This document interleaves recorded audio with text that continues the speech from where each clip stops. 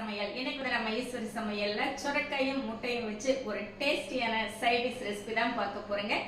இந்த ரெசிபி வந்து டேஸ்டாவும் குயிக்காவும் எப்படி செய்யறது அப்படின்ட்டு பார்க்கலாமாங்க. இப்போ இந்த அளவுக்கு ஒரு சொரக்காய் எடுத்து வச்சிருக்கேங்க.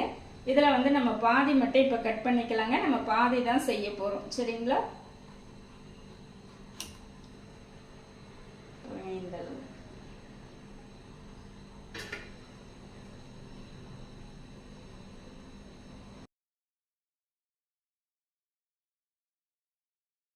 தூள் வந்து நல்லா சேவி எடுத்துக்கலாம்.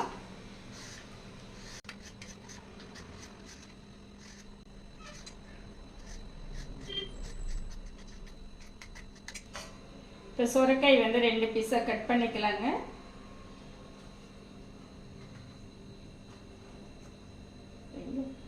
உங்களுக்கு விதை வந்து முத்தின விதையா இருந்தது அப்படின்னா எடுத்துருங்க. இல்லை இந்த மாதிரி இருக்கு அப்படின்னா நீங்க இப்படியே துருவிக்கலாம், சரிங்களா? இந்த பீட்ரூட் துருவோம் இல்லைங்களா, இதில் வச்சு நல்லா துருவிக்கலாங்க.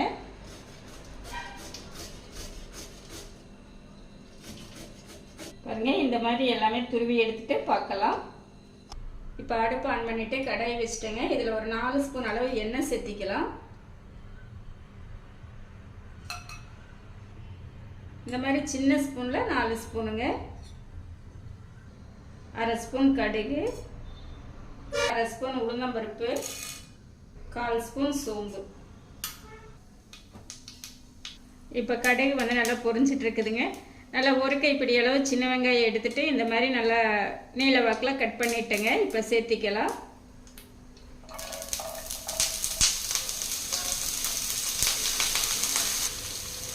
ஒரு கொத்து கறிவேப்பிலை, ஒரு 4 பல் பூண்டு வந்து பொடியாக கட் பண்ணி வச்சுருக்கேங்க, இதுவும் சேர்த்திக்கலாம். ஒரு பச்சை மிளகாய் கட் பண்ணி வச்சுருக்கேங்க, இதுவும் சேர்த்திக்கலாம். இப்போ சேர்த்திட்டு நல்லா கலந்து விட்டுறலாங்க.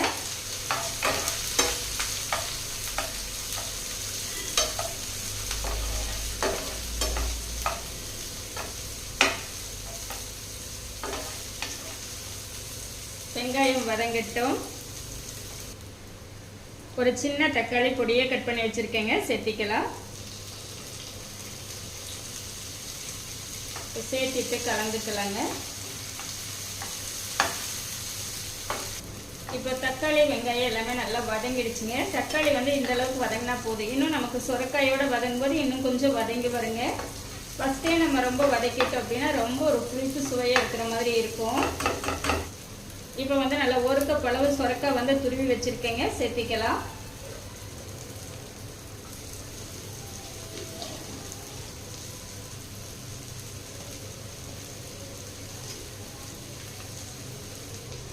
கால் ஸ்பூன் மஞ்சத்தூள், 1/4 ஸ்பூன் ஜீரகத்தூள்,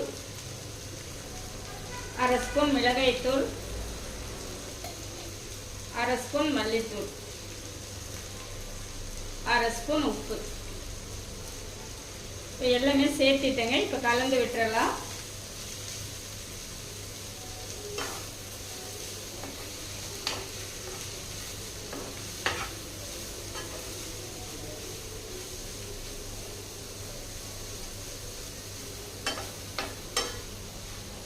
இந்த சுரக்காய்க்கு வந்து நம்ம தண்ணி எல்லாம் சேர்த்த வேண்டாங்க. இந்த சுரக்காயில் இருக்கிற தண்ணியிலேயே நல்லா வதங்கிடும். ஒரு 3/4 பதம் வதங்கினதுக்கு அப்புறம் நம்ம பார்க்கலாங்க. சுரக்காய் வந்து ஒரு 3 நிமிஷம் நல்லா வதக்கி விட்டுட்டேங்க. நல்லா வதங்கி வந்துடுச்சு. இந்த டைம்ல வந்து நம்ம 2 முட்டை சேர்த்திக்கலாங்க. 2வது முட்டையும் சேர்த்திக்கலாங்க. எப்பவுமே இந்த மாதிரி முட்டையை வந்து தட்டில் ஊற்றி சேர்த்துனீங்க அப்படின்னா ஏதாவது முட்டை கெட்டு போயிருந்ததுனால கூட நம்ம தூக்கி போட்டுடலாங்க. நமக்கு வேஸ்ட் ஆகாது. இதில் சேர்த்திட்டோம் அப்படின்னா அப்படியே உடைச்சு அப்படியே சேர்த்திட்டோம்னா நமக்கு தெரியாதுங்க, எல்லாமே வேஸ்ட்டாக போயிடும், சரிங்களா? இப்போ வந்து நம்ம கலந்து விட்டுறலாங்க.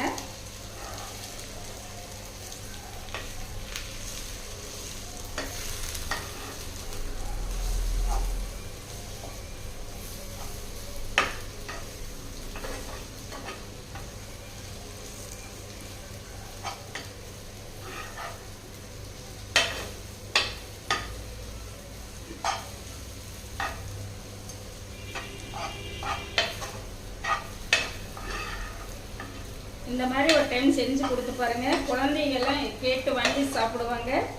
சுரைக்காய் பிடிக்காது அப்படின்னு சொல்ற குழந்தைகளும் கூட ரொம்ப விரும்பி சாப்பிடுவாங்க.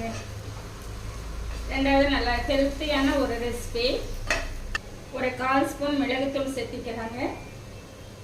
இந்த முட்டை சேர்த்திருக்கிறதுனால டேஸ்ட் வந்து ரொம்ப நல்லா எடுத்து கொடுக்கும். கூடவே கொஞ்சம் மல்லி இலைகள் சேர்த்திக்கலாம். சேர்த்திட்டே கலந்துக்கலாங்க.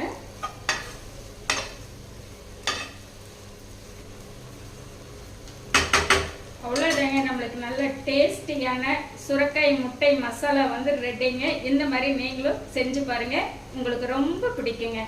சரிங்களா, எடுத்துக்கலாங்க. இப்போ வந்து நம்ம சர்வ் பண்ணிக்கலாங்க.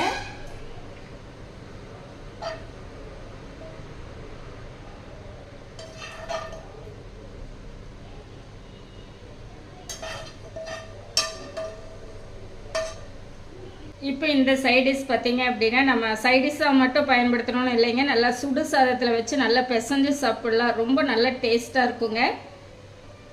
இப்போ வந்து நம்ம சாப்பிட்டு பார்க்கலாங்க.